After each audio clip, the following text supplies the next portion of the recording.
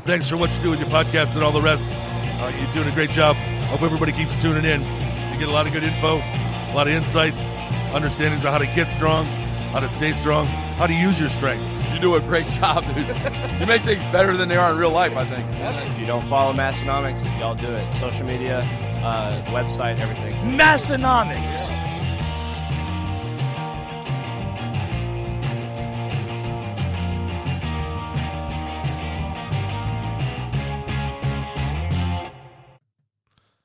Well, hello, everyone, and welcome to episode 441 of the Massenomics podcast. This is a very special episode. We have a big announcement this week that we'll get to upcoming and forthright.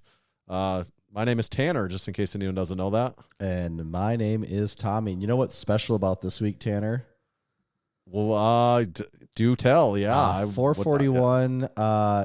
If we divide it by your high school football number, that's 6.12. What was your high school football number again? 79. Oh, God. Okay, my math was all wrong. Let me try this again. 441. Yeah, what does that come out to? 6.9? 5.58, rounded up to 6. And 6 is... Repeating, of course. It's just a great number. So that's why it's significant. 1, 2, 3, 4, 5, 6, 7, 8, 9, 10, 11, 12. Does that? Do you have a I core kind of memory of remembered that? seeing that when you posted it. Like you were saying, like, oh, this is like a deep memory. Yeah, and a couple people commented like core memory unlocked. Yeah, I didn't have that much of it. Like, it felt somewhat familiar, but I didn't have like a real strong connection to that. Okay. It was one of those things like, I know this deeply. I don't know where or why or how, but it is in the permanent spank bank back there. I actually did have one of those this week with somehow, with just random shows being on. My kids have started to see some of the newer Alvin and the Chipmunks movies, and they think it's really funny for some reason. I'm not sure why they. Why are Alvin and the Chipmunks human beings now? Have you seen any of the newer one? Alvin and the Chipmunks are humans. What? There's a show. One of my kids, I can't even remember which one of my kids watches Alvin and the Chipmunks, but they're like, I heard the voices and heard the lines and the quips and everything, and I'm like, oh, you're watching Alvin and the Chipmunks, but then they were not chipmunks. Oh, okay. I see like a clip here on a Nickelodeon thing that's showing them look like kind of kids, actually. Yeah. Oh, weird. Yeah. Okay. Well, and my kids have not seen that. Oh. They've just seen like some of the live action stuff, and they like the songs. Like when we're in the car, they think the songs are funny. But what did do one of those core memories for me was, I think on YouTube, I must have typed something in, or I don't even know where it was, but the theme song for like the animated show came up. We're the Chipmunks, CHIMP, or however. And I'm like, whoa, I totally forgot that existed. Right. And it's going on.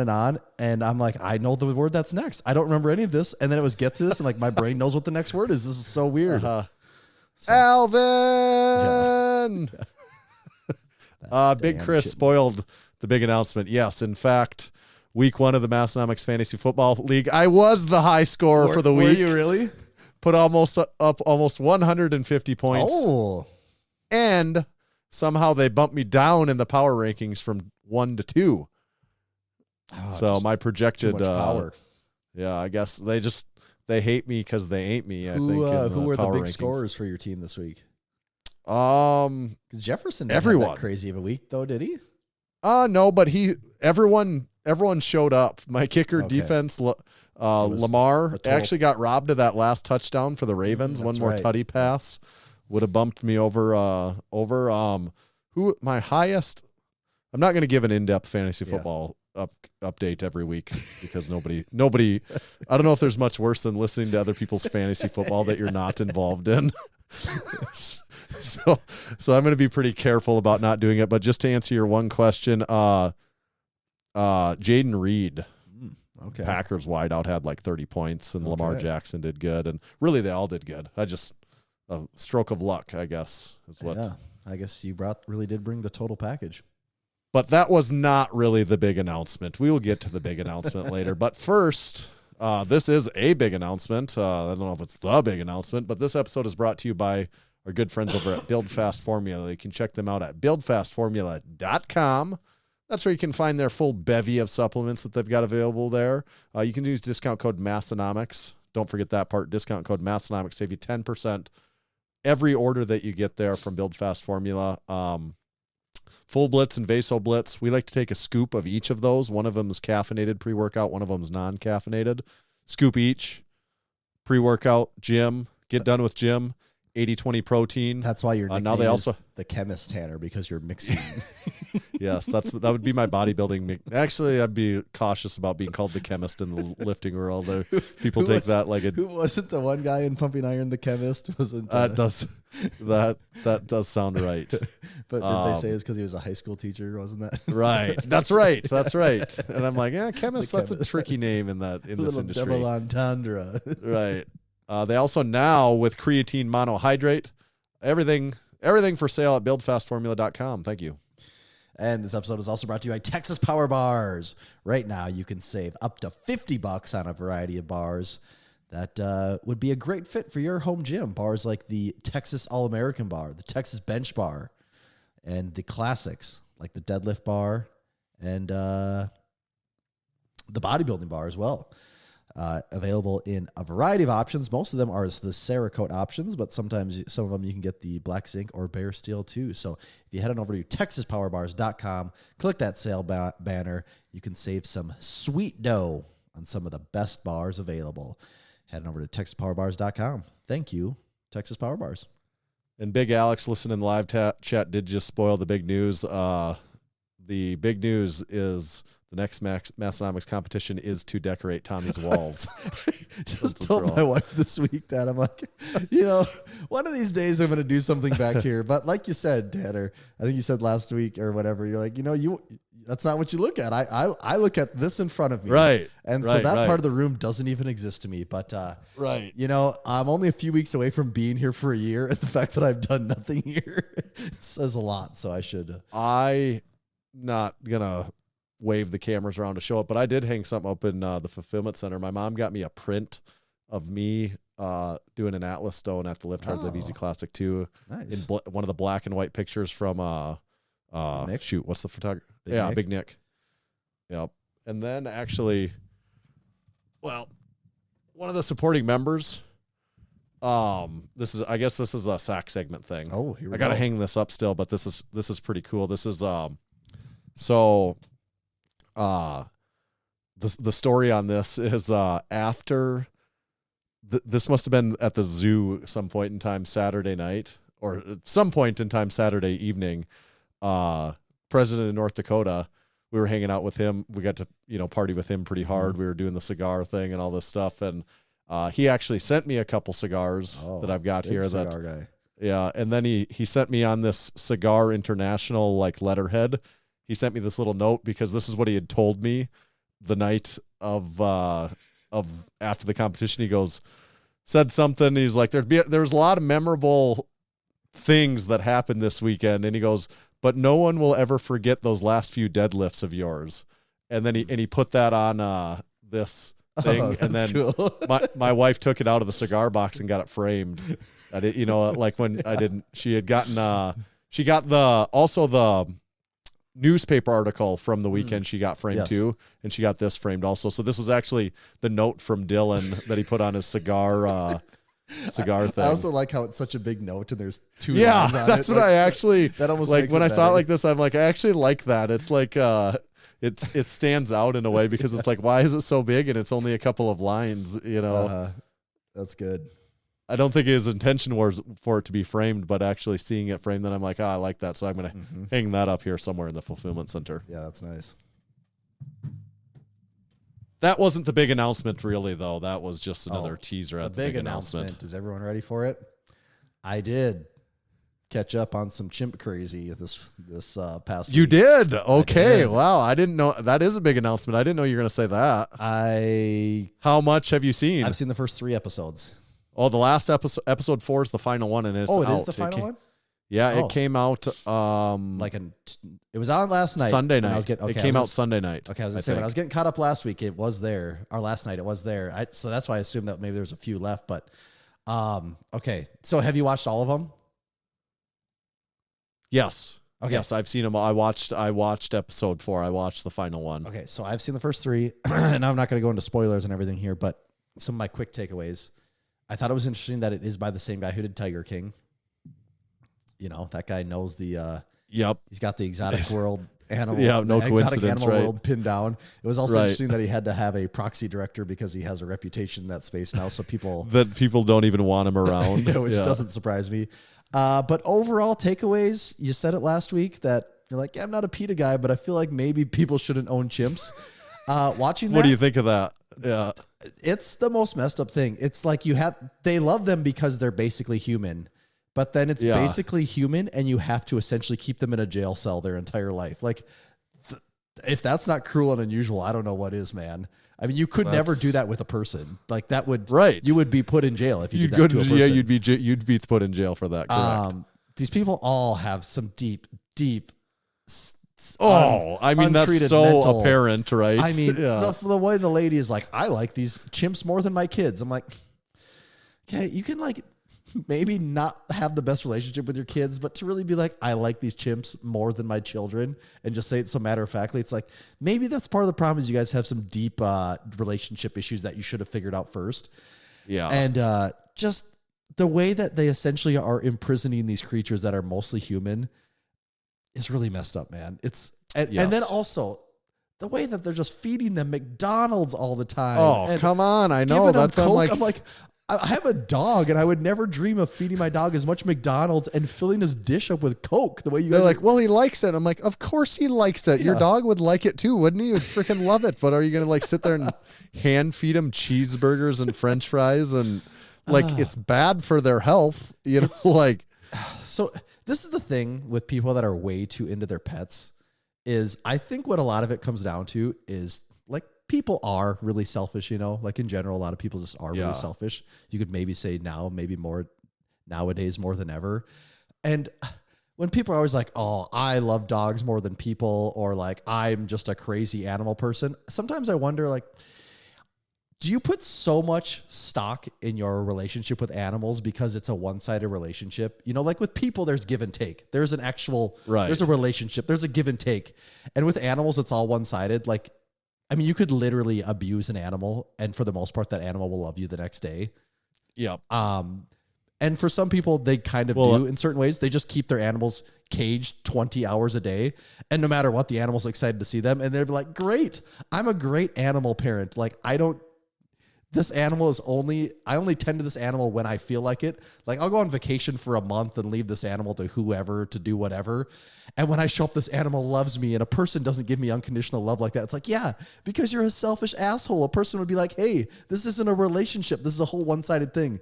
But animals will just love you unconditionally. And so I think that's really convenient for a lot of people to not have to acknowledge that they're not actually present in a lot of relationships, you know? I agree. I agree completely. Is one side road, as long as we're talking about the animals, this is so odd to me that this came up. I was watching this go down in our Discord live chat as we did it, but Big Katie said, good thing I'm mute. Do you see Big Katie's message there? Could you read that? Yeah, good thing I muted. Good thing I muted, or you would have heard a big oh fuck as a possum ran out in front of my bike. As what? As a possum. That's not what she wrote. Yeah, well, she said, oh, well, is that how you spell it? That's not how you spell it, is it? Well, here's the thing. I actually know, even without looking. She said, as an opossum ran out in front of my bike. Big Alex goes, tries to pay to the attention of the podcast, ... inner voice. What's the difference between an opossum and a possum? Do you know? So you opossum stuck out as very odd to you, correct, then? Well, I know I've seen that before, but is that actually how you spell it? Either one is acceptable, as a matter of fact. But it's the same thing, isn't it? It's two words for the same animal, essentially. There are, in North America, it is acceptable to say an opossum or a possum. Both are acceptable. But I feel like possum is what people, like, do you ever hear people say an opossum? Have you ever heard someone say that in a sentence before? I don't think I have, unless maybe I was like watching TV and someone had like a British accent, and it's just like, oh, they say things not like us. So. Yeah, I actually, Jack and I were riding my pickup. We were listening to NPR, or what is the 90.9 is the FM station here. It's like NPR. Do you call that NPR? Like the public? I don't even know what that's broadcasting. the radio. It's like NPR, I think is what it's called. And we were listening to this, and Jack goes, "Why are we listening to this?" And they got into this possum versus opossum discussion, and I'm like, this feels like something we should talk about on the podcast. Like they were getting into a debate about the pronunciation and the animal having two. It was a show specifically about word pronunciations. That's, I think, maybe a weekly show on NPR, and someone called in and said, "I grew up in West Virginia, and we always said opossum, and my husband, we live in Maryland, and he thought that's the craziest thing." He's like, opossum? What the hell are you talking about? What animal are you talking about? He's like, that's a possum. And I'm like, oh, this feels like a Massenomics discussion. I mean, like if I heard someone say it, I don't think I'd be totally caught off guard. I definitely know what they were talking about. I would just assume they were saying it wrong. Like I always just thought it was like a silent O. It's not a silent O though, really. It is just two. It is two versions of this to describe the same animal. Interesting. Away with Words. Big Alex is correct. It was Away with Words is the name of that show, that program. I've never heard of that show either. Yeah.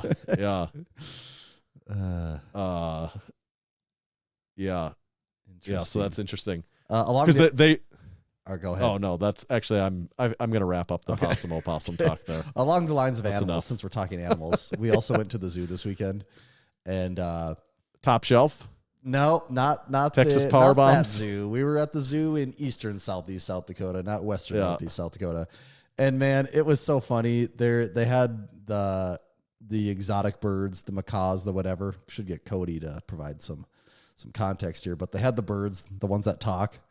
And it is just the weirdest thing in the world when an animal that clearly is not a person, that clearly is a bird, is talking. It's just like we could not stop laughing at it. And I'd seen it before, but it was probably since I was a little kid the last time I saw one of those. Right. And when it's just going, hello. And like my boy would start laughing and it would kind of like mimic his laugh. And it was the funniest thing ever. Like I couldn't stop laughing at it. Yeah. So then like that, to circle back around the zoo, the whole zoo concept, it is, like we're talking about the crazy people on Chimp Crazy. Mm-hmm. It's like, well, that obviously seems wrong. Right. Yes. But then I'm like, what's going on at the zoo? And I'm like, I'm not the first person to say this stuff, but it just makes me think about it more than I normally would. Yeah, I know. And some animals you're like, well, I mean, yes, like at the end of the day, like, yeah, they're not in their natural habitat, which always feels worse. Some animals, you're like, I don't know. Do you even know the difference? Does the fish really know the difference? Right. And some of them are like, I don't know. You kind of seem like a more social, like domesticated type animal. So maybe chilling in your like decent sized pen and having food isn't terrible to you. But other ones, I'm like, you're like a big ass vulture and you're in a pretty tiny cage here. You probably have never flown. Like that seems kind of wrong, doesn't it? Yeah. Yeah, that's on a sort of on a case by case basis. It also brings up the thing of, I don't know, what is the net positive? If someone goes there and feels very touched by what they see and feels very inspired and goes on to pursue a career with animals and has a big impact. That's true. Like, what is the net positive? Like, what is the net gain on the world there? Like, I don't know if everything are zoos just for kids, right? Like, I mean, I don't think like so. I mean, they're not just for kids, but like if kids didn't exist somehow, like, what would be the attendance at zoos? I mean, like when we go, so we got a membership to ours, so we go fairly regularly, and but do you think you'd have a membership if you didn't have kids? No, probably. Actually, you only need to go like once for it to pay for itself. So it's, but. Like, yeah, when you go, you see kids, but you also see a fair number of people that I'm assuming are like on dates or just looking for something to do. Yeah, I can see that. Because people do like to watch monkeys. At the end of the day, people still, we're just talking about it. Get some of those snow monkeys, and people want to see those things. Is there a Top Shelf? I did not see a Top Shelf. Maybe I didn't look hard enough. Was there any chimps? No chimps. Just the best you get is a few varieties of monkeys, but none of the great apes. No gorillas, chimps, or what's the other one? Orangutans. But then I'm like, I don't know if it's a really good zoo. Then is it kind of okay? Is it like, no, these people know it? Like, how different is the zoo? I don't know that you've seen the Chimp Sanctuary much. That might be the fourth and final episode. I've seen that was part of my issue with the thing is they're like, this chimp can't go to the chimp sanctuary. That's a terrible life. And I'm looking at him like, oh, an enormous pen with like room to play and go. I'm like, no, it's literal islands that they've constructed, like man-made islands. Yeah, and that I'm it's like looking at that. I'm like, that's of like real nature. habitat. Like it's almost Yeah, like just in nature. How is that a terrible habitat? Right. So that's why I wonder, like, is a really well-run zoo, is it kind of like that? And then it's like not as cruel? I don't know. Yeah. Maybe. Also in animal-related news, it sounds like Keith was eating cat treats on the Unpaid and Underrated podcast this week. I won't elaborate more, but it just sounds like he may or may not have been eating cat treats. So...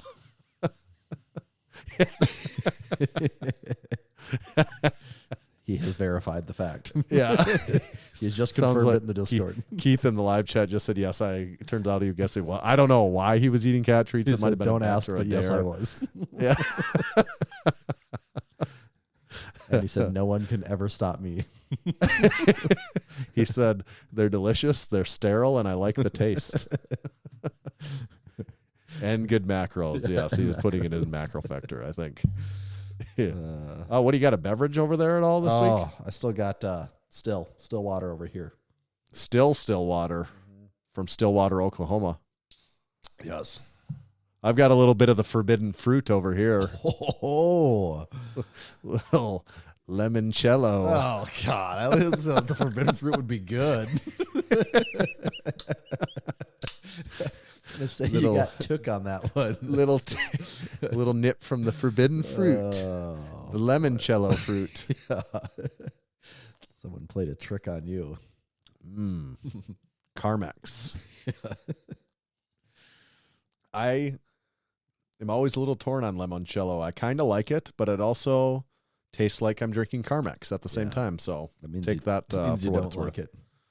Yeah, and which is Carmex is very chapstick adjacent for anyone that doesn't know. Should we tell the people that you're going on a little road trip here soon, Tanner? Is that the big announcement? Is it? Maybe. I don't know. Some people, this might be the big announcement. This might be as good as it gets. Here it's a big announcement. Actually, yeah. Tomorrow morning I'm waking up bright and early. I'm waking up bright and early to head down to Crew Falls, South Dakota. And we got a big content trip planned, and all day. We're pulling an all-day content trip, and I don't know how much we're giving away here. It's always a balance of what's a secret and what's not a secret, but we're doing multiple gym tours and not at your house. We're doing some crew gym tours tomorrow. Gym tours. We got equipment reviews. We got opinion pieces. I've got a pickup full of equipment right now that we're bringing down there. Texas power bars. That's not an exaggeration. I have a pickup full of equipment right now. And that has nothing to do with this. You're just stating the fact. It's just in case, that'll have to be in one of the videos at least, where we go to the back of my pickup and find it, take a peek, see at whatever things coming in on. So, yeah, we're going to have, we really do. We're not exaggerating. We say we're going to be filming content for probably like 7 straight hours tomorrow. I'm hopeful that we'll get like 10, we might get like 10 videos out of it even. So it'll be, it's going to be an action-packed day. We never talked about it. Do we even have time to be able to do a training vlog video? I don't think we do, actually. We probably don't. No, I don't think that fits into the puzzle anywhere there. Right. So yeah, stay tuned for some of the crew. We're going to be some fun gym tours, I feel like, with getting the crew, the supporting member crew involved in that, don't you think? Oh, absolutely. Well, I got some new equipment too, but I don't know what cats we're keeping in the bags and what cats we're letting out, and down low. Those have to tune in on YouTube. And if these cats, if they have treats, what do we Who's give them to Keith? Is he going to eat them or what? I don't know. Okay. Yeah, we do have a big announcement coming this episode, though. Before we get to that, though, or should we do the big announcement? How far? Oh, we're 25 minutes in. I suppose we probably could. I didn't realize we're that far in. Yeah. What are the live listeners? We got quite a crew of live listeners here tonight. What do the live listeners think? Do we want to do the big announcement while you guys are still on, or do you guys want to keep the surprise going until this like upcoming next week Sunday or something? We can send this out.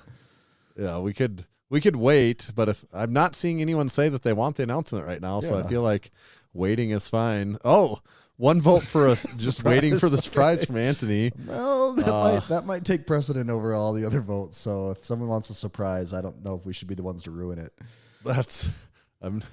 Oh yeah, Anthony does know. Actually, he was in the gym with me. I did actually. So that's a tainted vote from Anthony. Okay, Big Jess says that they want it now. So should we do the big announcement? I think so. Do you got the announcement music queued up over there? Yes.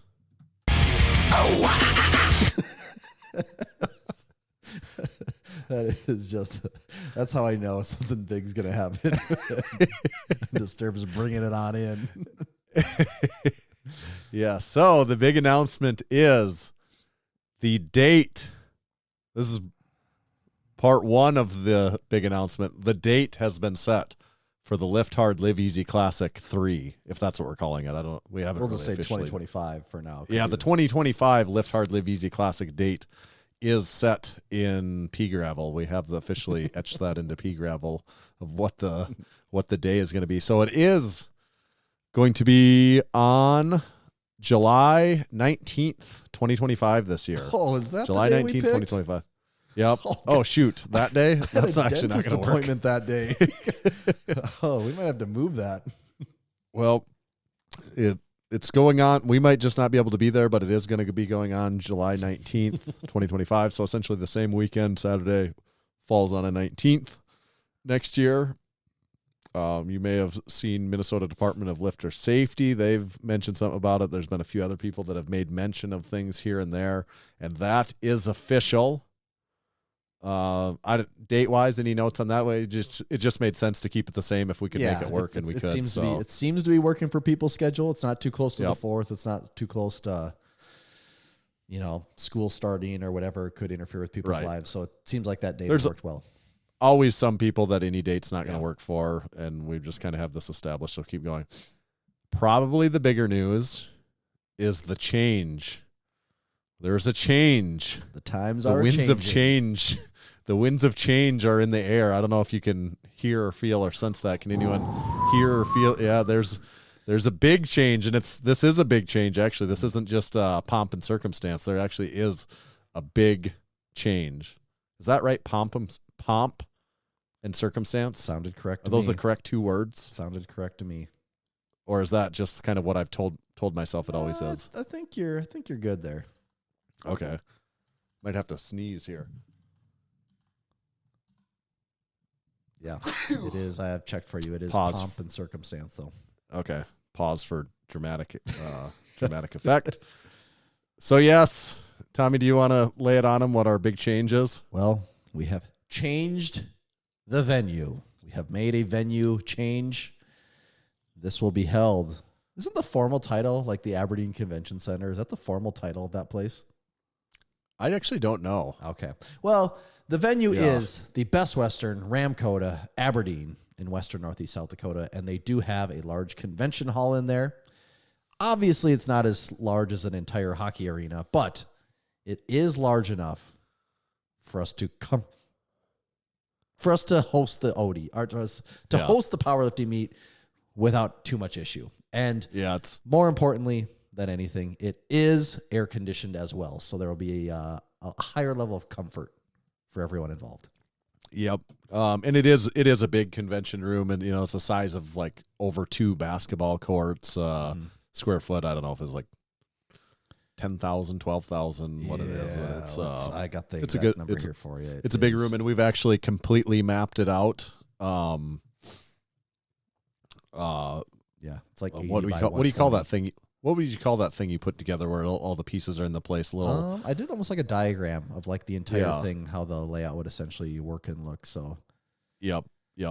So we have diagrammed it out, and there's pros and cons to any location that you have something at, obviously, and we have weighed them to the utmost of. I promise you this: we make no decisions in haste when it came to this. We said we're actually glad this decision is done because Tanner, I mean, what do we have 15 hours spent talking about this over the last 2 weeks probably?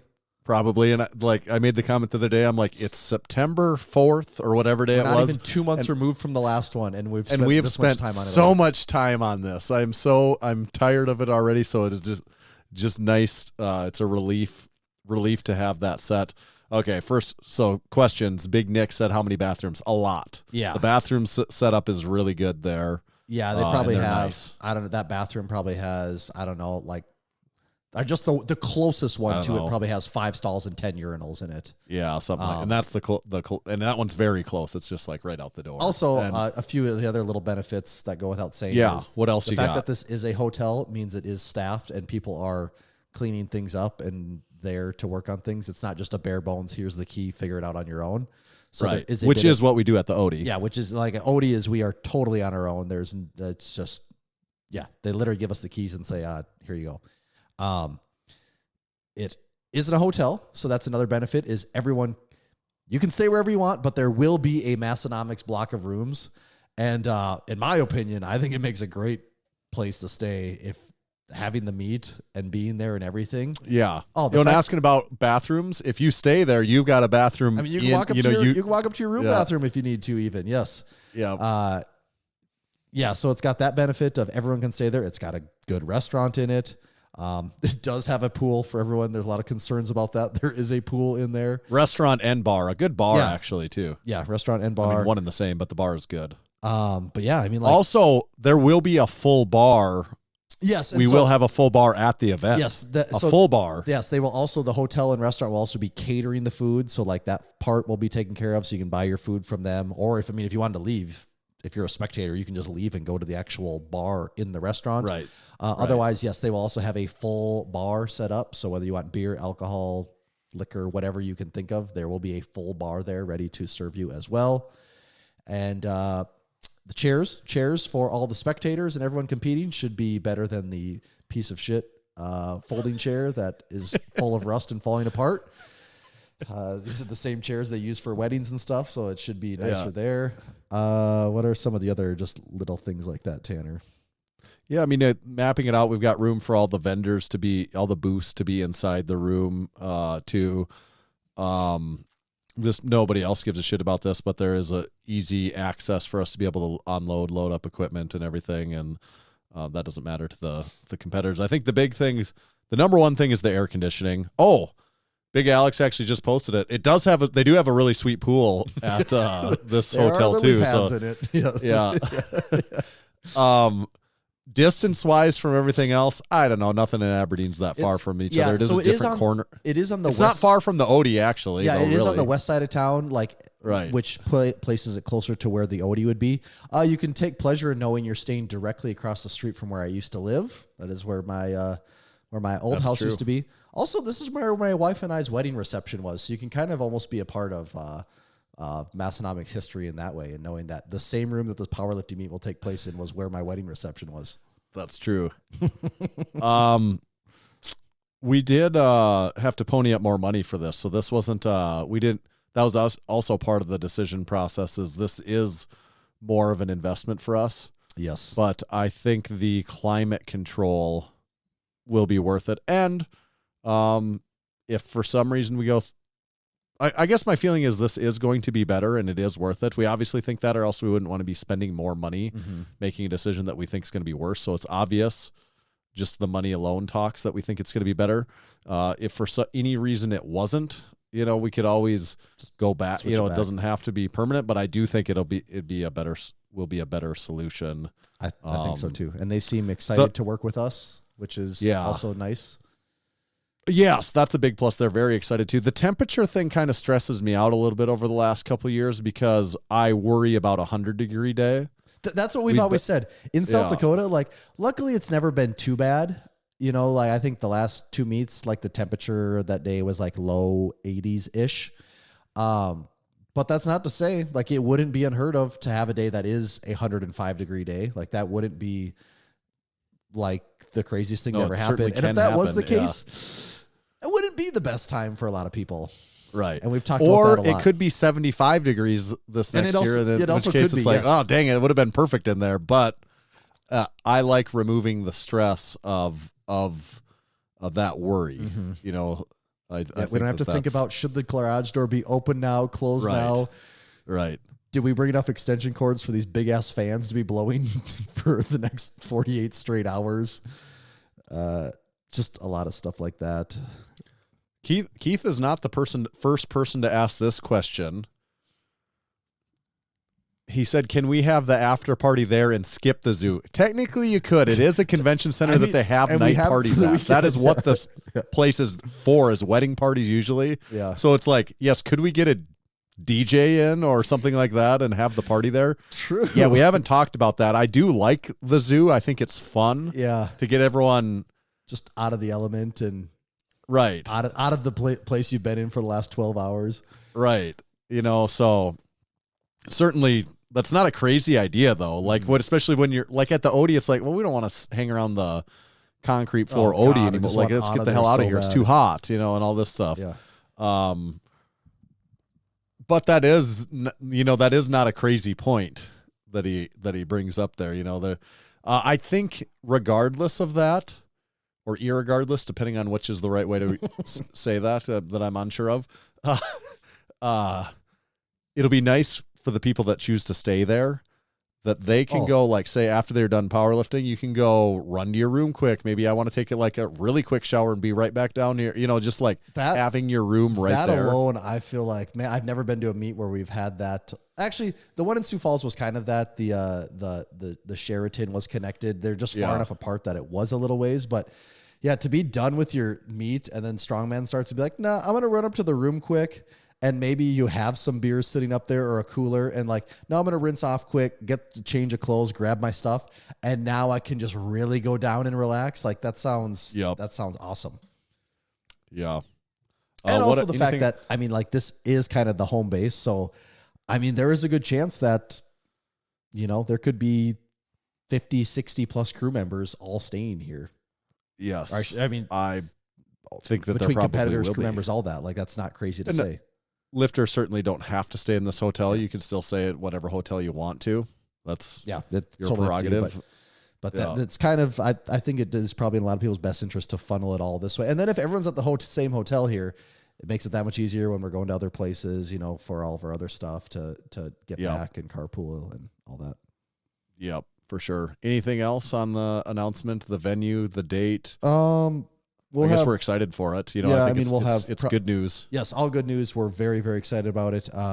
We'll have more updates probably, you know, what it was usually like November-ish, early December for actual opening of the meet. And we figure that might be about November-ish is when we would open registration. That's about what we did last year. But we wanted to get the date out there now that we know it, so people could keep that date and keep that date in mind. Yeah. Big Katie did say strongman. So that was the other thing that we have debated 10,000 different ways.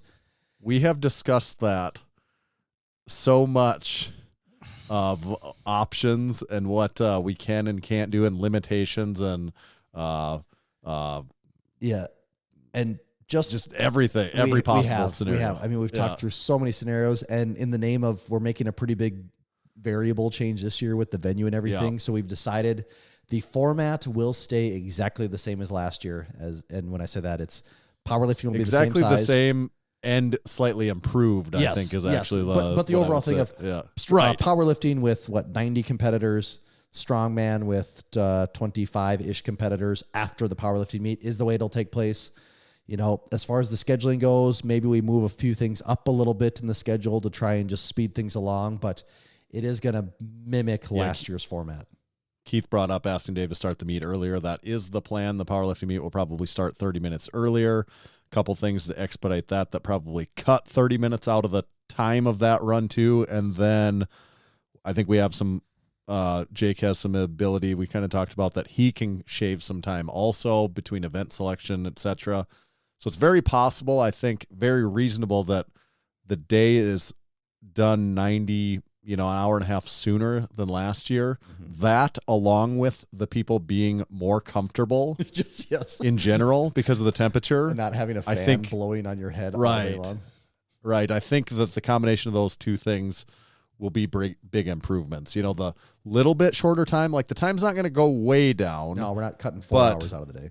No, but the time gets improved a little bit, and then just like the drastically more comfortable conditions and people being able to run to their rooms. And also, the fact that people don't need to like all just bail out of there to try and get to their hotel rooms. I mean, they're going to bail out of there to walk to their hotel rooms. Like, it's not like everyone has to carpool and leave and then they're just gone forever. So there's just a lot of things like that.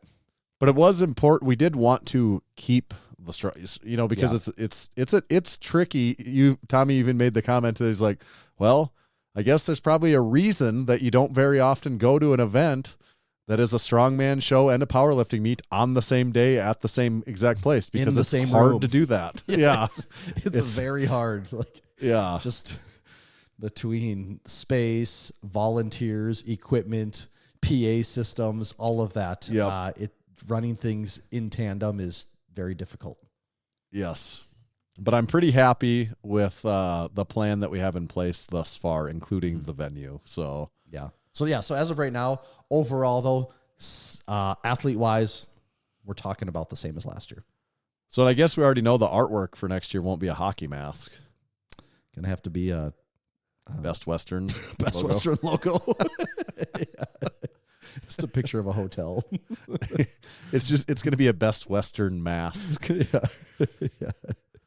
Yeah, a lily pad. He says, "Don't change your mind and lose the deposit like you did at the American." The American, that's true. I've already forgotten about that. The American room wasn't that room like 40 by 50?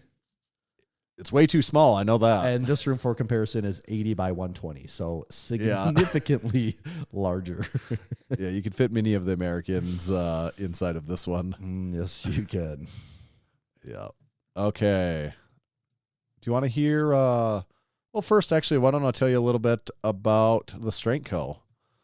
The Strength Co. makes the best American-made plates, iron plates on the market. Actually, they also just recently, I don't know if you might know better than me, their bumper plates, they've had a change to their 45-pound bumper plates. Those are actually going to be thinner. Do I have some in my possession? Actually, you know what? I don't even know if we need to be coy about this, because I think you can buy them on their website. Might just be they might be for sale at this point. Yeah. So maybe I should give you the breakdown on what that consists of, Tanner. Right. So they have updated.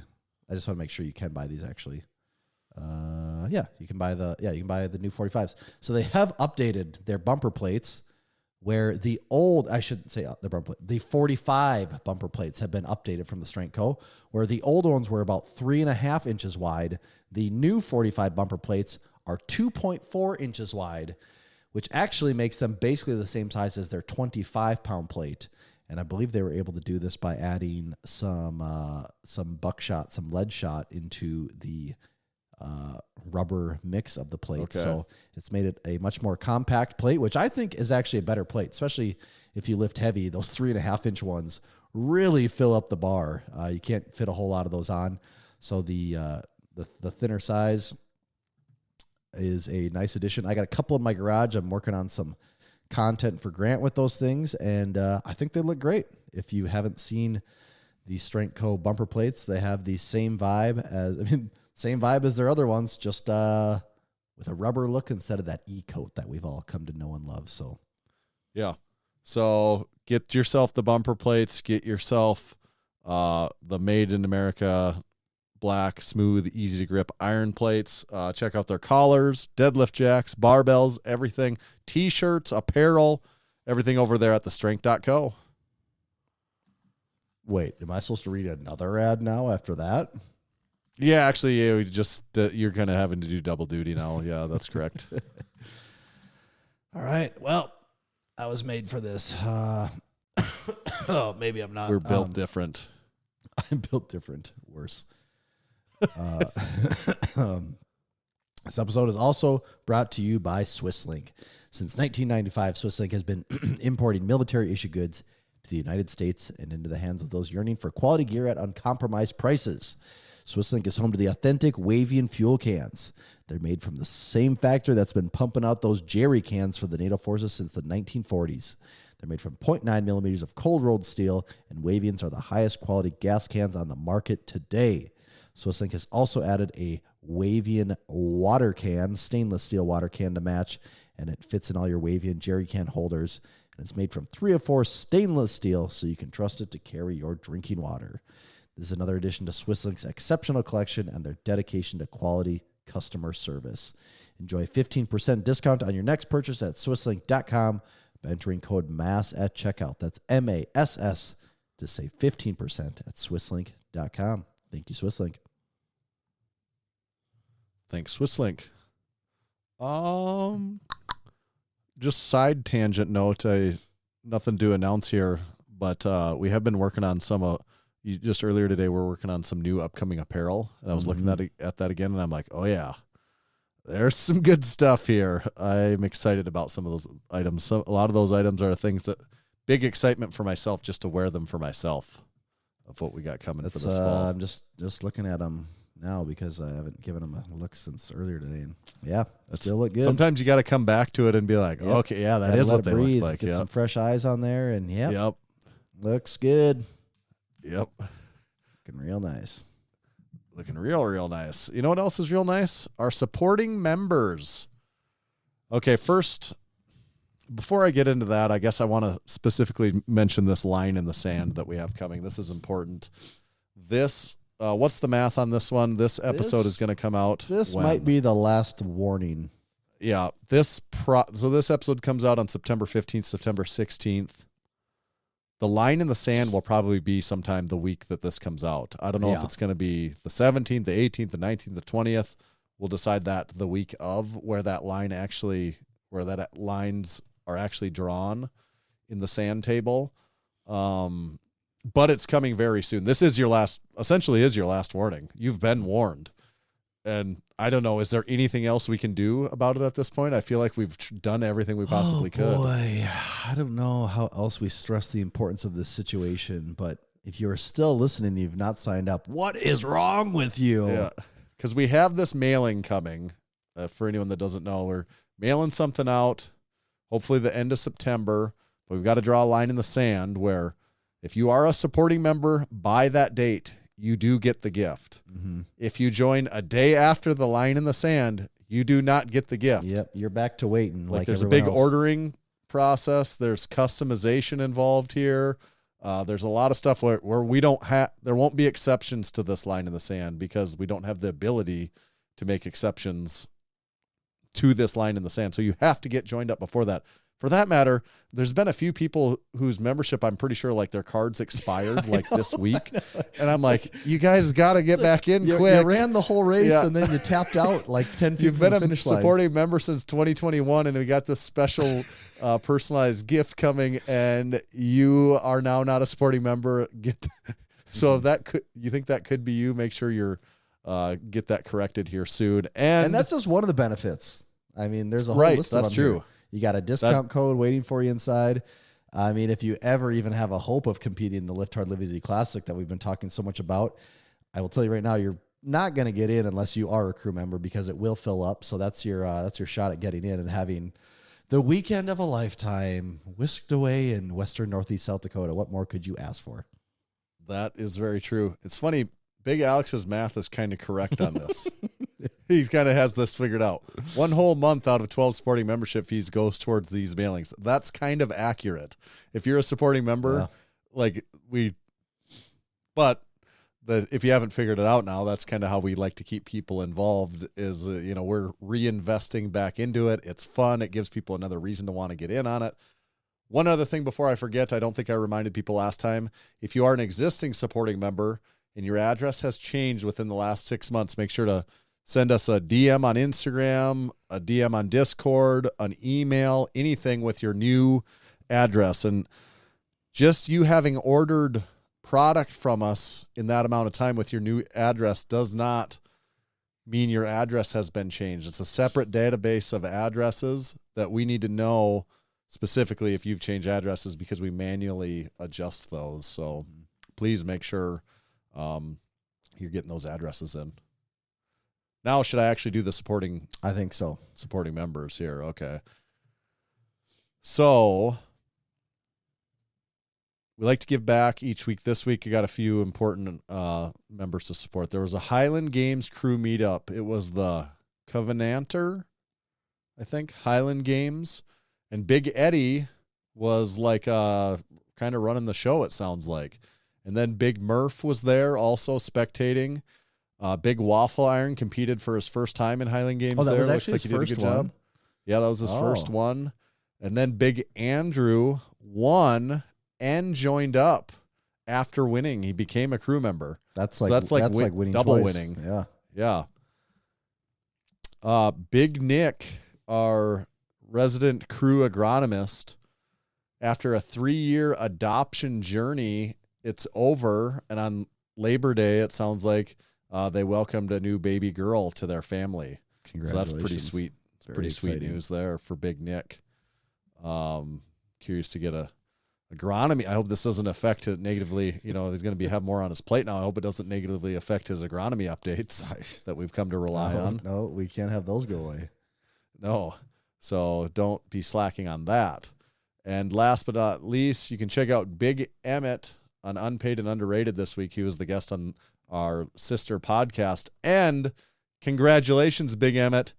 You are the newest member to be entered in to the Massenomics Hall of Fame. Your commemorative Hall of Fame cup is in the mail on the way to you. And he is the 30th. Emmett is the 30th member of the Hall of Fame. So welcome, everyone. 30. Wow. That's a good group of people. Please give it, if you're following along at home, please give Emmett a big round of applause. Should we boot everyone out of here and get to our title topic? They don't even know what it's going to be yet if they haven't read the title. Yeah. Let me remove these clowns. A lot of them to take out, though. We should probably talk a little MarcoFactor update this week, too. Oh, yeah, we should. A lot of people still signing up. That's almost like going to be title topic adjacent. We'll just might include a little MarcoFactor in the title topic. It's just the segment. Title topic every week now. Yeah. A lot of MarcoFactor. Do you have them?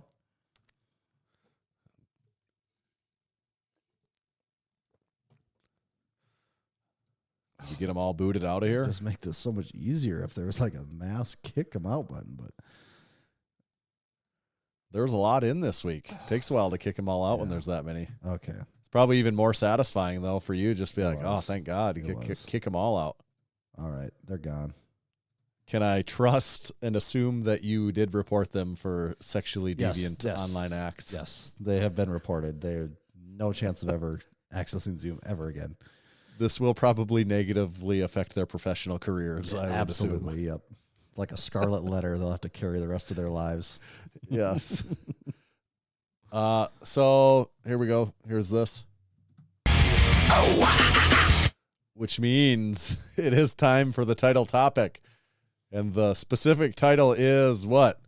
Too many powerlifting federations? What? Another powerlifting federation? Something like that? Powerlifting feds. Can't get enough of them. What's the deal with powerlifting federations? Powerlifting feds. I'll take 2, please. Powerlifting federations. Lame. Just anything along those lines. We're still working on the title. There's just so many. Yeah. So I guess the news was that it is not new news to anyone at this point that follows powerlifting whatsoever, but there was a significant new powerlifting federation, correct? As significant as a powerlifting federation. Significant? I don't know. Is that the right word? I don't know if that is the right word. That might not be the right word. Apparently there was a falling out of some kind between people in the WRPF.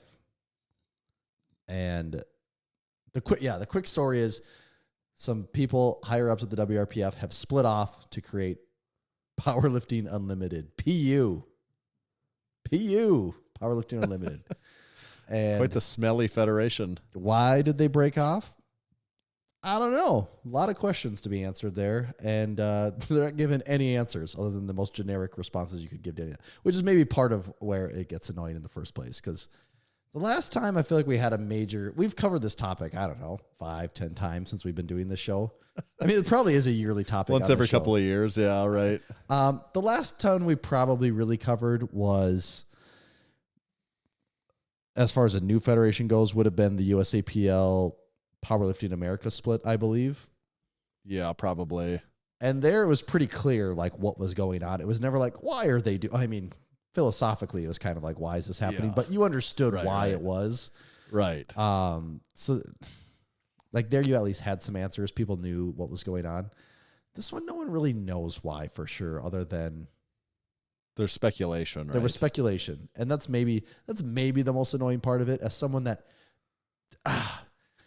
cares just enough to know that this is happening, but not a whole lot more. It's like, I don't really want to do the research to figure out. I actually don't know if the research would get you anywhere because it's all just he said, she said stuff. But don't really know for sure why it's happening, but it has happened. Yeah. And then because you don't really know, when someone comes out and says, hey, here's this new powerlifting federation that we're running, this is the one that's for the lifters and stuff. And you're like, why is this the one? Wasn't the last one the one, and the one before that was the one? And like, I'm like, is this the one, or is this the same as all of is this just the same thing? Like, again with a new name. That's what it feels like. Yes, you're right. I don't actually know. I know. I don't either. I don't either. Nobody knows. But no one knows. That's the thing is you're just like, I guess, going off of some marketing messages from some Fed director somewhere or something. But I guess the one problem maybe always with the WRPF is that it always had these odd Russian ties to it. You know, I don't know if anyone really ever knew what was going on there. Right. So, because wasn't it originally the World Russian Powerlifting Federation, or was it always the World Raw? I mean, it was. I don't know. Like someone made the comment, like going back to episode like 100 something, we were talking about this crazy new Russian powerlifting federation where they played metal music and they got the whippy bars and they got super wide plates and like all this. It was just this like odd spectacle at the time, and then sure enough, that like makes its way over to America, and then as the USPA collapses, this now is like filling this power vacuum of what existed. And I think it's to the point. So we've talked about this. Our thing, we host a meet. We were just talking about that earlier in this episode. We host a meet. And we've said multiple times, we do not care what federation the meet is in. We don't care about it one bit. The only thing we care about is that it is an officially sanctioned meet that can be put into open powerlifting. That is the only thing we care about. Yes. And then beyond that, we want it to be a well-run meet. We want it to be a fun meet. We want the judging to be real. Yes. Like, all of those things. But like all that other stuff to us at this point is just table stakes and a given because we have a meet directors, Stensland Powerlifting, Dave and Katie, that we already know they're going to do all that stuff properly. Mm-hmm. Like it's proven, especially between our couple of meets that we've done with them. We know that firsthand specifically. We know their reputation. Otherwise, we don't give a shit what federation they are. Like because they were USPA, which they ran good meets then. Mm-hmm. Then they're XPC, which they ran really great meets then. And now I don't know, they might not be XPC anymore. There's something else. And there again, I don't care. It doesn't matter. Either. Like, I don't care what they call it because we know they're going to run the good meet. And then like what you said, we just want to make sure everyone's results are like official in the official sense of open powerlifting. Mm-hmm. Yeah. Because that is kind of important to people. We don't want to run a meet where it's like, no, these aren't going to, your results won't make it in. Backyard meet that like feels like, was there even a rule book of any kind? Like, right. So, I mean, yeah, like if Dave showed up and was like, yeah, it's an APF meet next year, I'd be like, okay. If he was like, yeah, whatever. It's an SPF don't meet, care. I'd be like, yep, still don't care. I'd be like, don't even tell us. Whatever alphabet soup it needs to be, sure. Yeah. Like, I do not care. I mean, it's at the point now where like this is probably wrong on so many levels and would never work.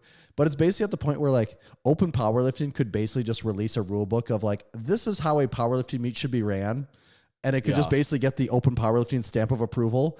That's what it should be. That's a good idea. That's it right there. It's like, don't it'd be like if Open Powerlifting says, I'm sure they don't want that. No, I don't think they do, because then it like feels like a conflict. Like I know they try to really stay like a neutral party to all of this. But I'm like, yeah, you are a neutral party. That's what, like, it's the people that don't want to lead. Yes, are the people that should be leading that. You know, but like if they were like, here's a rule book of what we expect to happen in a powerlifting meet, like just the most bare basic rules. And then they were like, and if you follow these rules and you have referees, we will approve this damn meet, and we'll just say it was an open powerlifting meet. I mean, at that point, isn't everyone happy? You don't have like meet directors siphoning a ton of money because there's no like Fed fee to pay. And I don't say meet directors. I'm saying like Fed directors or whoever you're paying this mysterious fee to all the time. And like that takes the whole thing out, because it's like, no, it's just about open powerlifting. They don't have a whole board of directors and all these people that are trying to make money off of this. And it's like, oh, problem solved right there. Yep, feds aren't needed anymore. Boom, okay. But I know I'm oversimplifying it, but God, it's just starting to feel more and more like that's just the way it needs to go. Yeah, another specific anecdote to hammer the point home, like with our meet specifically, this is just one instance, but the two things most importantly that our meet is, it's a Massenomics meet and it's a meet run by Dave. Mm-hmm. So it's a Massenomics meet. It's a Stensland powerlifting meet. I think everyone that does the meet does it for one or both of those reasons. Yes. At least one of them, if not both of them. Like no one is doing this meet and has no idea who Massenomics or Dave is. Like that's not anything. And they're doing it because of those things. Like that's why everyone that's, the 90 people that sign up for this, they sign up for it because of one of those two, or more than likely both of those reasons.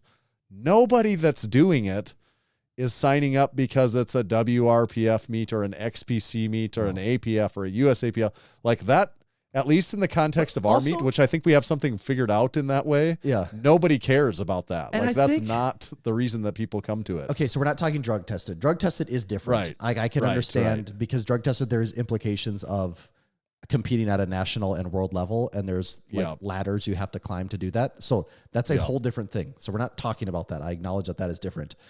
It's just starting to feel like now, does anyone, unless you're like a major, does anyone really care about the feds anymore? I mean, I'm sure there are people. No, there's no big. I just don't get what the incentive is to actually care about. So it doesn't matter. Anymore. Right.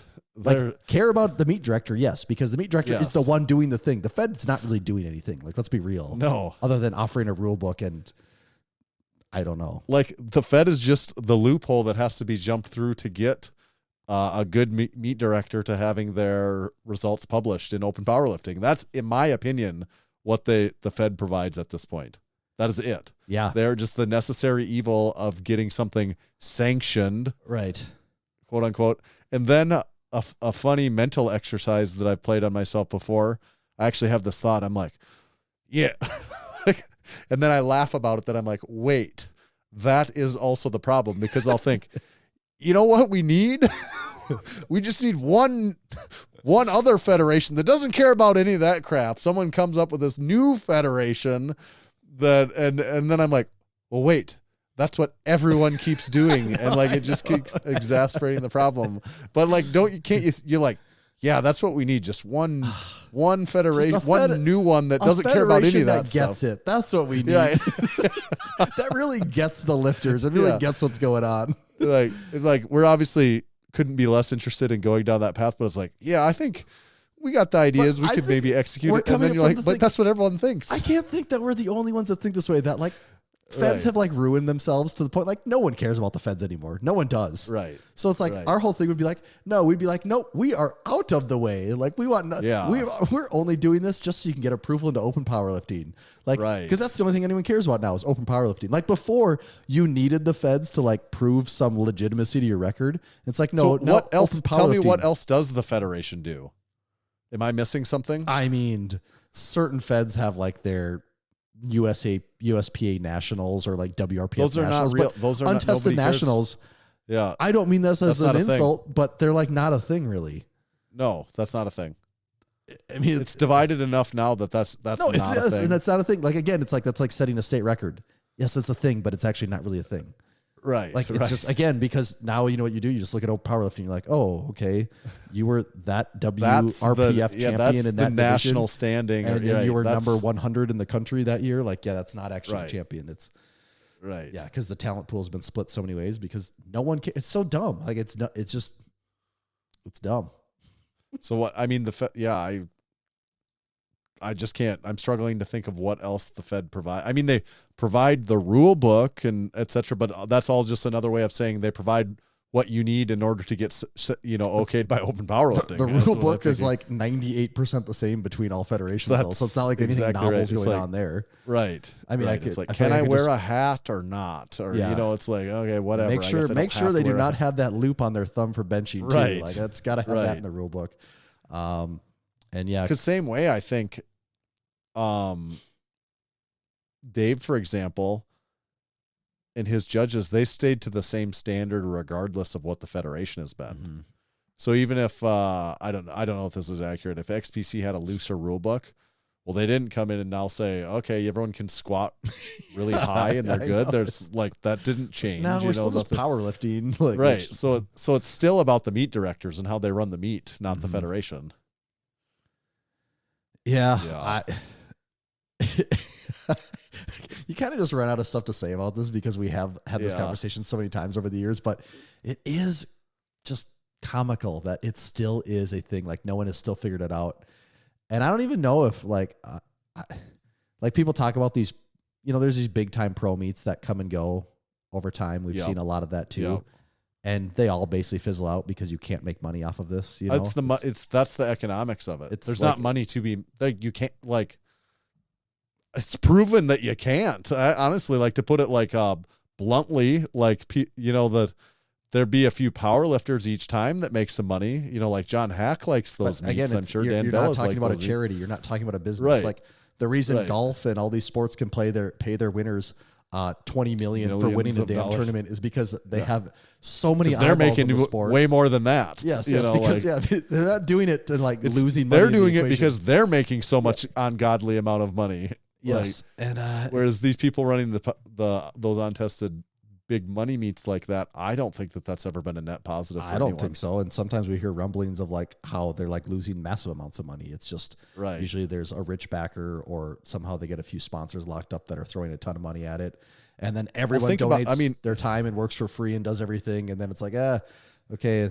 And then at the end of the day, we got to pay John Hack $30,000. Think about it. I know it's not fair to compare everything to our meet and ours isn't the same as everything else, but I'm like, we don't have money. Like there's not money coming in to pay lifters. Like if we started paying lifters, it'd be like, we went from barely making anything to losing money immediately just by paying lifters even just a little bit. Yes, instantly. It's not like, and that's like financial. I'm saying like literally writing them a check for like winning or something. Like there isn't money for that, and we have a pretty successful meet that like a lot of people want to come and do, and we get like a decent number of spectators. We get a good sponsors. Like, I don't think there's like just enough money to do it. I don't know if a big one could ever really even work unless you had like a Brian Shaw type person doing the Shaw Classic thing, where like but there isn't that person doesn't exist, and I just don't know if powerlifting can ever work. Well, okay, here's another good example. I saw Bryce Lewis talking about this because apparently he's like a big USAPL behind the scenes kind of guy. I think he helps with their live streaming and all that. And they had just had their like executive annual meeting recapping everything. And so the USAPL, like one of the big things they were pushing was this pro series, where they could pay the guys and, they have these huge meets and these video boards and all this. Yep. And I'm going to get the numbers wrong here, but it was something along the lines of like their national meet cost them $500,000 to do and lost money. Like $500,000 to do. Right. And then the Arnold, which they also had a crazy setup for the Arnold. I can't remember if that setup was like $250,000 or $300,000. It was somewhere in that ballpark.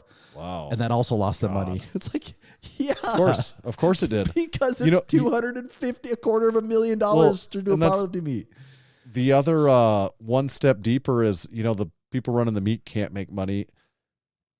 And part of the reason for that is you can only ask for so much for a sponsorship, because even at those biggest meets, it's almost still a donation because there aren't eyes on it. a sponsorship to a powerlifting meet 9 times out of 10 needs to be looked at as a donation. Yes. We have some special circumstances, I believe, where we provide real value in return.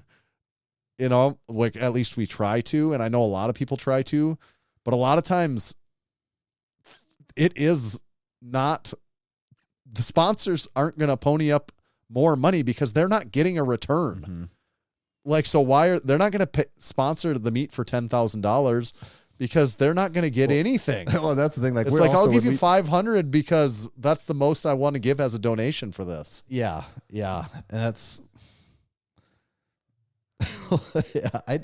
there's just so many things broken in the system though, because also like the consumables in powerlifting are so low, you know, where it's like, I don't know, just as for example, golf. All right. Some people buy new golf clubs every couple of years. That's a few $1,000, or it can be a few $1,000. You're buying balls all the time. You're buying apparel. You're buying shoes. You're buying all of that all of the time. And just like powerlifting, it's like, yeah, you got your gym. Yeah, pretty much good forever unless you want to buy extra stuff. But even like a lot of equipment companies aren't necessarily sponsoring meets anyways, though.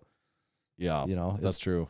I don't know. Well, it's because they don't see value in it. I know. Like, I mean, and when I say they don't see value in it, there isn't value in it because the market would, if there was, the market would have figured that out by now, and there would be, you know, and people would be like it would be a fight to get the spots of the sponsorship, not a begging act by the people running it. Yeah. Yeah. The economics of it just don't, I mean, it's not,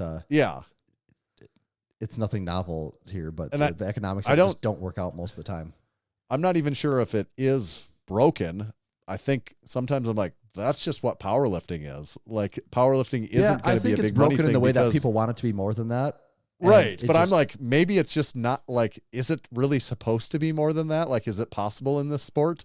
I'm like, maybe it's just people don't give a shit enough other than the people that just do it. And that's what it's going to be. I mean, I kind of think that's how it is. Yeah. Right. Right. The one other note that I would side rant on the whole thing is, this is not material, but the like Instagram hype videos for federations need to stop. Don't do that. Don't. I'm not hyped about a federation at all. Right. Like, to all these, because of all the points we just discussed for the last 15 minutes or whatever, it's not cool. You're not cool. You're not making it feel cool. I want you to just be in the shadows. Just be in the shadows. Don't even try to be a thing. Don't even like I don't want to go to the cool federation. None of it's cool because you all do the same. Yeah. And also, like, crappy shit. Like you don't have exclusives with the lifters either. Like, no, it's not even like the NBA doesn't make videos. We are the NBA, Adam Silver, NBA. It's like, no, their videos are just all of the awesome players, the awesome athletes, and then there's an NBA logo at the end. But powerlifting doesn't have exclusives on any of the people, you know, on the untested side. So it's like they can't even like claim athletes because it's like, whoever just decides to show up for a random ass meet that may or may not have money at it is like, who's going to be here, which again proves like the feds don't matter. Right.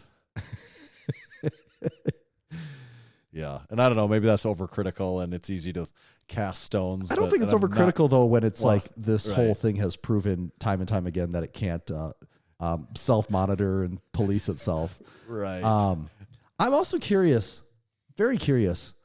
So like right now, if you look, I don't know, is there like 10 to 20 active federations in the U.S.? I'm sure. Maybe more.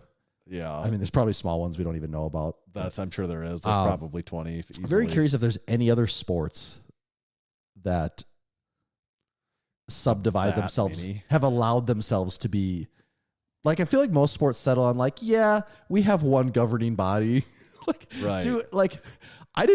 Talking to more obscure sports, I did bowling. You know what bowling doesn't have? 20 different governing bodies. There's one. Like, everyone's decided there's one. You know, like it's...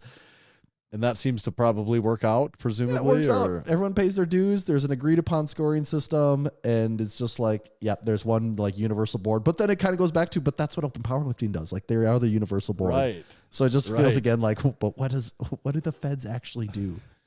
Yeah, I think the dream scenario would be if open powerlifting took, if they took it on and they're like, no, yeah, we'll do that. And I just feel like the feds would go away. Now, I know someone's going to say, well, like, okay, you guys don't know the inner workings of how this works enough. Like the feds actually do like clinics for coaching or not, like referees and things like that. But sure. Does that need to be under the?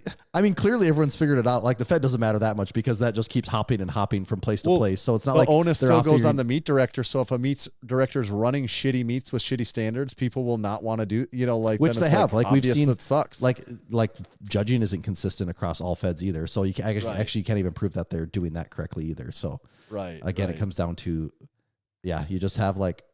Yeah. Well, I guess then there's all the equipment division then at this point too, where there's like monolift, combo rack, knee wraps, knee sleeves, but and stuff like that. Pretty much all untested ones allow. I mean, it really isn't the biggest differentiator there. Is like what feds allow monos and what don't. Right. And open powerlifting doesn't keep a separate. They don't keep a mono category. Squat. It's not a monolift squat, so it's just like I guess. Whatever it is that you want to use in the meat, they're going. I think it goes back to the meat director. It's like, what kind of meats do you want to run that are within this overall framework that gets your lifts into this? So like a lot of meat directors don't want to haul monos around, and set up monos and all that for most people that don't need one at all. Right. Yeah, actually, the more we've talked about this, the more I just feel kind of confused. Actually, I probably feel more, now that I've spent some time thinking about it, I probably feel more down about the situation than I did before this conversation started. Yeah. Well, it seems like, I don't know that there's a real much of a path to it changing. But then I'm like, I guess it just doesn't have to, and you just stick with whatever your local area is, the people that run good meats, and that's what people do. Yeah. And then the rest just doesn't matter. Like, don't put any more stock into a federation than is absolutely necessary. Which I think is like the stock you need to put in is like one stock. Like in most cases, none. In most cases, like it's not relevant. And again, the tested side is different because they actually have they do have a nationals that matter, a worlds that matter, so that you have to perform at. Like you can't just show up at the top level on the given day and be like, I'm here, this is the top meet. Like, you have to perform to, which I think is good. I think that's how more of that should be. It'd be awesome if somehow untested powerlifting could get to a spot where that was actually a thing where guys had to show up multiple times over the course of a year to make this whole thing work. But I don't think that will ever happen. No. Do we put a bow on that?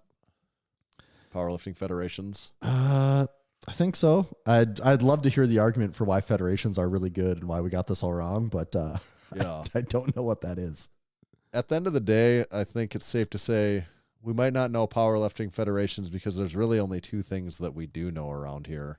Lifting and drinking is all I know. Basically. When it comes to lifting and drinking, we know it. Beyond that, I guess we don't. No. That's why we don't get the federations. They don't know much outside of that. No. What about MarcoFactor? Are you still on the You've been down with the sickness? Are you how sick? What's your sick percentage right now? What's your health meter? My health meter is I actually feel day-to-day life feel okay. I've been very, very taking my time, easing back into things. I had to take all last week off. Like I had to. It just was not in my best interest to do anything. I mean, I had a hard enough time even getting work done in front of the computer. It sucked. And so this week I'm going to introduce basically been doing some body weight type stuff. So, some push-ups, pull-ups, things like that, running the ab wheel, just goblet squats, just keeping things light, getting some movement in. Next week, the plan is to introduce some barbell movements. And at that point, it's been 2.5 weeks, 3 weeks since I've done any. So I'll keep that super light. And then the week after will be when I'll actually get some weight on. And then it's probably the week after that when I actually can turn Juggernaut back on. So this has turned into a 4 or 5 week detour here. Yeah. Which sucks. But that's fine. I'm playing the long game here. That's true. We are playing the long game. So it doesn't really, at the end of the year, it doesn't really matter, does it? No, it actually does not. I'll just have 5 less optimal training weeks throughout the year. Right. Right. So over that period of time, your nutrition has probably been way different. At times you said you weren't so I will eating. so I will say with MacroFactor, it actually was helpful in the way that when I was sick, my appetite was just gone. It was very hard to eat. A lot of times the thought of eating made me just feel sick. But I did think like, oh, I'm sick. There's no point in even tracking. But I'm like, you know what? I'm sick. There is a point in tracking because this is when it can really go off the rails. And for me, off the rails would be like massive calorie reduction. So I'm like, if you lose 10 pounds, it might be interesting to see. It's like, well, I can see why I lost 10 pounds. I was eating 1,200 calories a day, you know. Yeah. And so I actually did throughout this whole process. I ended up losing like 6 pounds, which did suck. But it was because there was a lot of days where like the most calories I could put down were 2,500. And I did find it nice though to like know where I was at in the process. There were some days where I felt a little better and I'm like, you know what? I can eat more. So like I was able to go eat a little more. But now these last couple days feeling a lot better. I'm finally hitting my calorie number. Some days I've actually just been trying to go over it because I have been in a deficit for the last almost 2 weeks. Right. So MacroFactor has been a helpful tool and something that I am still continuing to enjoy. So MacroFactor even helpful while you're sick. Even when you're sick, it can still even be useful a good tool. then. Yeah. So the arrangement we have is if you sign up, you use put in Massenomics as the discount code, you can get a couple of weeks free of charge by doing that, and we get something in return. So it helps us out. Yeah. And this is a real story. So many people are using this. We're actually getting like a real amount of money from it. Yeah. So it is appreciated if you like 3 people would sign up, but a lot more people than 3 have signed up, which I think is good. That shows there's a lot of interest in people tracking their macros and paying more attention to their nutrition, which I think is tell you, positive. Something that I overlooked for a very long time. Yeah. I'm still planning on getting on it. I thought about it again today. I even looked at it in the App Store, and then I said, I do not have enough time to go beyond this today, but I did pull it up on the App Store, and the price is certainly not holding me back. And that's if you're going to get it, you basically just sign up for a year, because when you buy a year, it ends up being like $70 for the year, which is right. $5-6 a month. So, and I'm talking like a big shot over here. I'm not worried at all about that $70, but my thing is, I know once I sign up, I am going to insist on using it fully, and I will be mad at myself if I go a day without, when I'm paying for it, I want to utilize it. And I know the reason I haven't got it yet, because I'm like, I'm procrastinating on being ready to make the commitment, because I know once I hit the pay button, I'm like, nope, everything that it gets tracked in here now. It does. And I haven't missed a day. I have not missed a day since I've started, and I'm, I don't even know. Am I probably 6 weeks in at this point? I bet. And there's been days where it's been hard because we're on vacation and we're eating weird stuff. But after you weigh everything, it's like, okay, I got a walleye sandwich. Well, I now have a decent idea that was not 12 ounces of walleye. That was also more than 3 ounces. Whereas before I'd just been like, I don't know what anything is. So, some of it you kind of type in and put some guesses in, but I do have a pretty good feeling that I'm in the ballpark on a lot of that random stuff now, whereas before I just would have never had any idea. So even on the days I don't know it, I'm making my best guess. Yeah. And in case you're curious what my 1 week trend, week trend is like, because I found this little menu here. There's a 1 week trend, a 1 month trend. There's even a 3 month trend and a 1 year trend. But my 1 week trend, I've been at 3,100 calories on average of the 3,300 I should be having. So I'm only hitting about 93% of my calories. My protein has been at 190 of the 211. My fat has been at 120 of the 110. And my carbs have been around 310 of the 370. Carbs are the hardest one for me to get. Struggle to get those carbs in. A lot of carbs. Well, it's tough when lifting and drinking is all you really know. It's not lifting, drinking, and nutrition. It's lifting and drinking. Yep. Just 2 things. Not enough room for 3. I've been over here training away, and of course I'm using Juggernaut AI. You can also use Juggernaut AI. It's juggernautai.app. That's where you go to it on your web browser. That's where we need you to get signed up for if you're interested in it. They also have a free trial. But But like I said, go through the web browser, not through the app if you choose to sign up, because you have to go through the web browser to use discount code Massenomics. That saves you 10%. There's big incentive to do that because it saves you 10% on the lifetime of that membership when you do sign up and use discount code Massenomics. I've been using it, like I just said. I finished my 6-week-long bridge block last week. This week, I'm 2 days into the first week of my hypertrophy block. And boy, was I excited.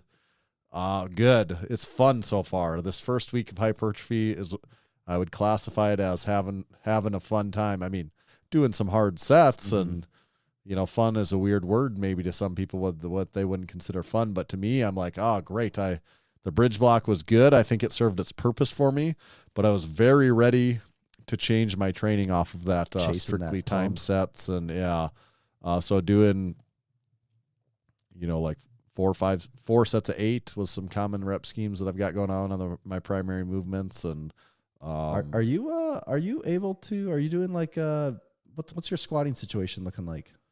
My hip's pretty good. My hip is pretty good. I'm not. But even the ankle too, because that was the other limiting factor. Yeah, my ankle's good. Actually, my ankle has made a lot of progress. I still can't squat well in flats on the flat surface. Yep. But I'm down to when I squat now, I just use the 5-degree wedge, which is the smallest one we have, which is probably somewhat comparable to wearing heels. Yeah.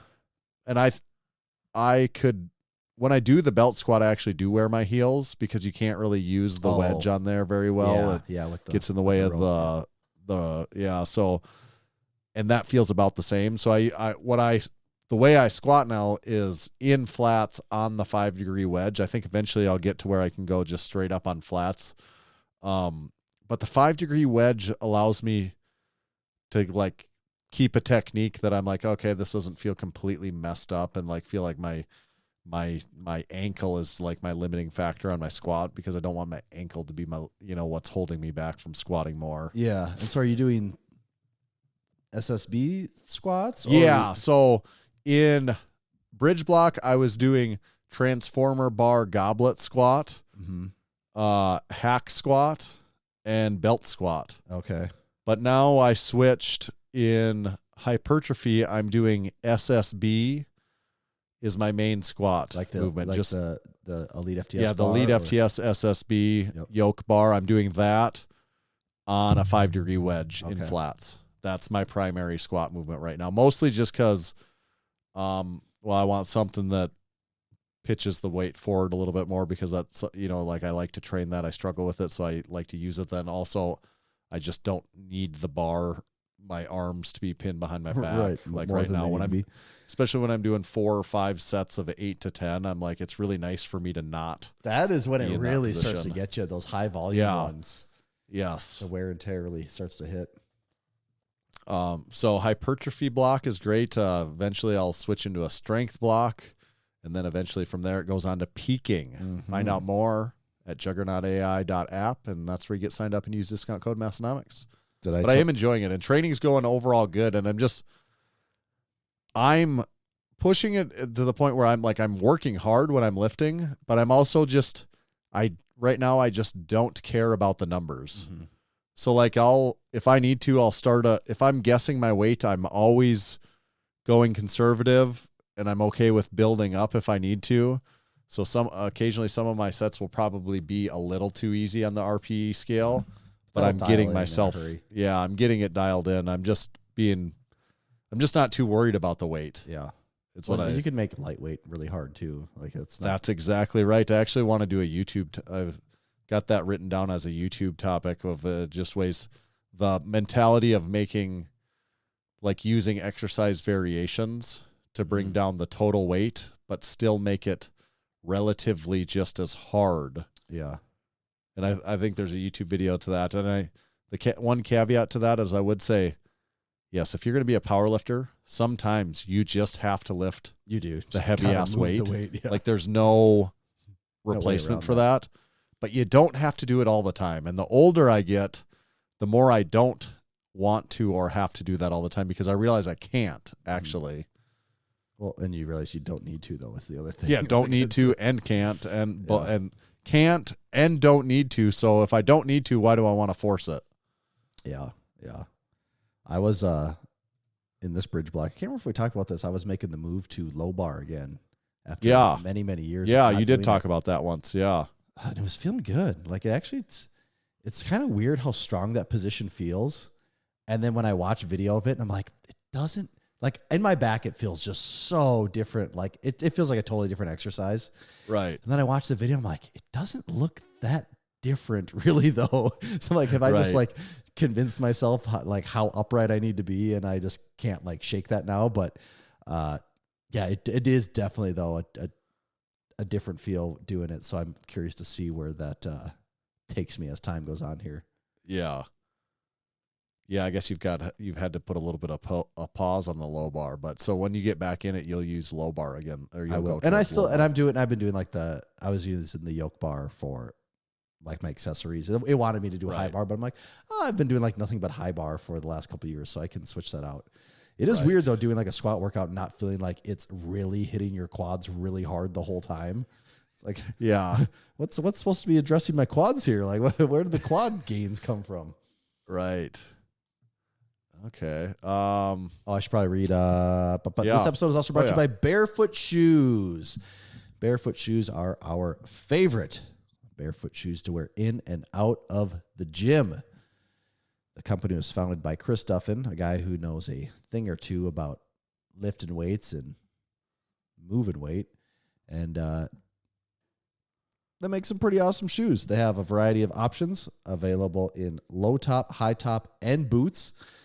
Materials range from canvas to suede and leather, and pretty much any color you can think of too. New color combinations and collaborations happening all the time. Tanner and I's new favorite has been the Ursus low top. We both like the black canvas with the gum sole. Got a real subtle but classy look to it, and the shoe feels great on your foot. If you want to get a pair of Barefoot shoes for yourself, head on over to www.barefoot.store. While you're there, use code Massenomics, and you can save 10% on your next order. That's Barefoot shoes, code Massenomics, save you 10%. Thank you, Barefoot shoes. Thanks, Barefoot. I gotta say, Instagram is quite the fickle mistress. This is nothing new, but has for it a while, even changed again since we've last talked? No, not since we last talked. I think last on the podcast, I said it just really got stagnant as far as follower count and everything for Massenomics and engagement. As soon as I think, I don't know what's going on, it's not working, then it just, I don't know, followers were just dead in the water for like 2 weeks straight. And I'm like, wow, this is the longest I've ever seen like a completely stall. Well, we even talked follower about count. It felt like there was memes that any other time of year would just go over, not even just great, but just go over like a pretty acceptable, and they were just doing nothing. And then all of a sudden, it's like they heard me talking about it or my frustrations. And it's like, nope, no, like everything you do is going to work pretty well. And then you even said, like, during that couple week period of things went bad, like even the memes that weren't going over then, all of a sudden we're getting a bunch of likes and views. There was one it was the Dan Connor Roseanne couch meme. When I made that, and like when we had the conversation, I'm like, this one's not even performing. I knew this, like in my mind, I'm like, this one will perform. It's the song, the text, the video, like I'm like, I just knew the formula on that one. And we talked about it. It maybe had like 10,000 views. And I'm like, oh, I guess I was wrong. I don't know what the deal is. Now today, 1.2 million views, because it like took weeks to catch on. And then all of a sudden everything was just working, and our follower count went up like 500, and it keeps growing. And it is just weird how it, like, I'm like, what is going on? Yeah. What is actually going on behind the scenes? I don't know if anyone actually knows what's going on. I kind of feel like that's the machine is has there a mind of its human own. being that knows what's going on? I think there's that's ones like that have pulling a loose strings idea of what, but it's like the same thing with like all these like AI large language models. It's like no one really knows how the machine. It's like they get how the machine's like constructed, but at the end of the day, like the machine's kind of making its decisions. Yep. So this can't be that different. No. That is just my takeaway, though. There's this and now, as soon as I'm like, oh, yep, going, it's like, yeah, I got the formula now. Tomorrow it's going to like, yep, everything's going to be like, no. Mm-hmm. Not that it matters anyways, but no. I feel I'm happier when it goes well than when it goes poorly. Yeah, it's always nice to see metrics improving, though, right?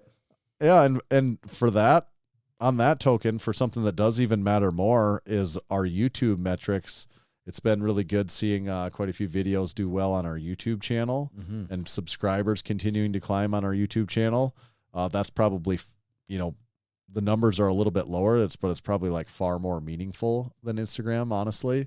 Yeah. Because of the type of content and everything we're putting out on YouTube. So if you're not subscribed to our YouTube channel already, you really should be. It'd be weird if you weren't. A lot of good stuff going on and a lot of big things coming. Yeah. So like our video last week, we compared we looked at the best leg machines for a home gym. I guess that was the title at least, where we went through the belt squat versus a hack squat versus a leg press. Video's doing really well. It's good to see that on there, and check it out. Okay. Anything else? What's this dude thing? Is that anything, or do we wait on that for next week? I'm just trying to decide. That might be too long of a conversation. Be too long? Okay. Maybe we'll save that for next week. Is it like a Big Lebowski thing? No, not really. Okay. We'll save that.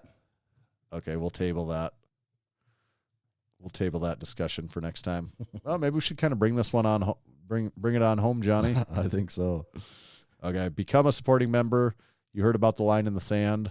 I was thinking about going out to my sandbox and actually like getting a stick and practicing making drawing a literal line. Yeah, and just make sure that maybe I'll have a little like box that's wrapped up like a gift. That goes on one side of the line in the sand. And on the other side is like a steaming pile of shit. And you get to choose what side you go on. One thing we did forget to talk about a little bit. Crew Falls signups have been going great. That's true. Crew Falls, December 7th.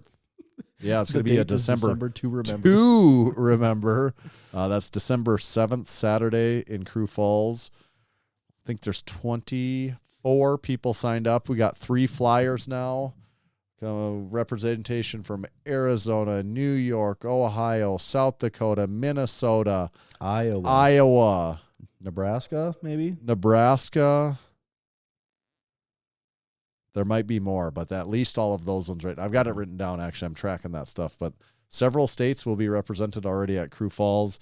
When you say, like, what does signing up involve? Well, all that signing up involves is literally going onto our website. There's a Crew Falls tab, and you sign up. There's no cost to the event other than you getting yourself here. Get your ass here. You're not paying us for it. And then what do we do there? We're going to have a group training session on the Saturday where we kind of got the new gym. How do you say the name? Los Campeones.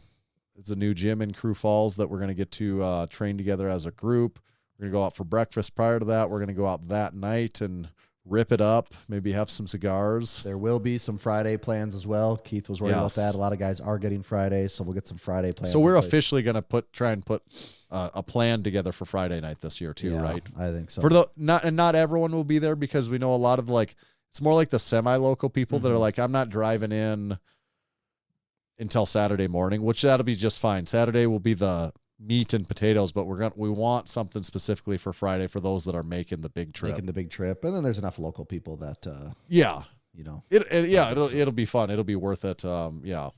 Okay. So yeah, you can still get signed up. I mean, really, you can get signed up whenever the hell you want to, but but it gives us something to talk about if you go sign up. So it makes it when we do talk about it, we're like, oh, is there a new sign up? Who is it? What are the, we do talk about it. So please get signed up. Subscribe to the YouTube, like us on Facebook, like us on Instagram. Please leave us a 5-star podcast review. I'm going to read one just because I've got a couple queued up here. You can leave us a 5-star review on Apple Podcasts. That number matters. It's very important. We need to see the number go up.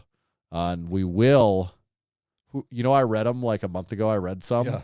And I'm like, oh, this will be someone's review. I wonder if one person did reach out and they said, yeah, you read my review. I saw that. Like, you finally read my review. It took like 5 years, but you read it.